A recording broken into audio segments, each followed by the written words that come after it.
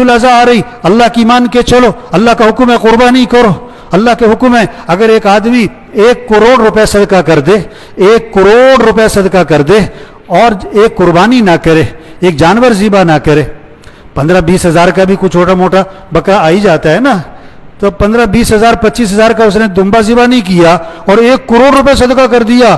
نہیں, تو چاہے 10 کروڑ صدقہ کر دے, ہاں یہ قربانی قبول نہیں, یہ تو نافرمان ہے, اللہ کے ہاں گناہ گار ہے. اللہ کو تیرے پیسوں کی ضرورت نہیں ہے, ہاں اللہ کو تیرے پیسے کی ضرورت نہیں, حکم پورا کرو. آج کا حکم ہے قربانی کرو, آج کا حکم ہے قربانی کرو, اللہ کے نام پر خون بہاؤ. اس لیے حکم کیا ہے کہ جانور کو پہلے سے لو, پہلے سے لو. بہتر یہ ہے جانور کو پہلے سے لے کے رکھو, خود کھلاؤ پلاؤ تاکہ انس ہو جائے, محبت ہو جائے, وہ آپ کو پہچانے, آپ اس کو پہچانو, آپ کو اس سے انس ہے, اس کو آپ سے انس ہے. کیسے جانوروں سے انس ہو جاتا ہے نا, آواز پہچانتے ہیں, آہٹ پہچانتے ہیں, اشارے پہچانتے ہیں. اور حکم کیا ہے, پھر اپنے ہاتھ سے ذبح کرو, اپنے ہاتھ سے ذبح کرو. یہ نہیں کہ کسائی کے حوالے کر دیا, ابھی تو 2 دن پہلے نہیں, شام کو رات کو لیتے ہیں, صبح قربانی کر دیتے ہیں, اور وہ بھی کہتے ہیں کسائی سے بھی پھر دو چھری. بہت سارے تو کھڑے بھی نہیں ہوتے پاس کہ نہیں ہم سے خون نہیں دیکھا جاتا. نہیں, مسلمان بزدل نہیں ہوتا, مسلمان ڈرپوک نہیں ہوتا ہے. ہاں, اپنے ہاتھ سے ذبح کرو, اپنے ہاتھ سے ذبح کرو, اور اس جذبے سے ذبح کرو, اس جذبے سے ذبح کرو کہ اللہ اگر تو حکم دیتا کہ بیٹے کو ذبح کر تو میں کر دیتا. ہاں, ابراہیم علیہ السلام نے جب بیٹے سے پوچھا کہ بیٹا یہ حکم ملا ہے کہ تجھے ذبح کروں, تو بیٹے کا جواب سنو, بیٹا آگے سے کیا کہہ رہا ہے, یا ابت فعل ما تؤمر ستجدنی انشاء اللہ من الصابرین. اے میرے والد, آپ کو جو حکم ملا ہے آپ کر گزریں, آپ انشاءاللہ مجھے صبر کرنے والوں میں سے پائیں گے, آپ انشاءاللہ مجھے صبر کرنے والوں میں سے پائیں گے. میں تیار ہوں. کس کے لیے؟ ذبح ہونے کے لیے تیار ہوں. ہاں, اور بیٹا ابا سے کہہ رہا ہے کہ ابا ذرا آنکھوں پہ پٹی باندھ لیں.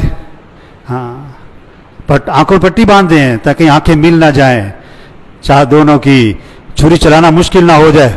میرے پاؤں باندھ دیں, تڑپوں گا, خون کے چھینٹے آپ کے کپڑوں پہ پڑیں گے, ماں دیکھے گی تو دکھ ہوگا.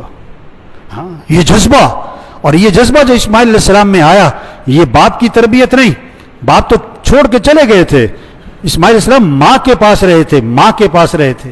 یہ حاجر علیہ السلام کی تربیت ہے کہ بیٹے کے اندر یہ جذبہ ہے.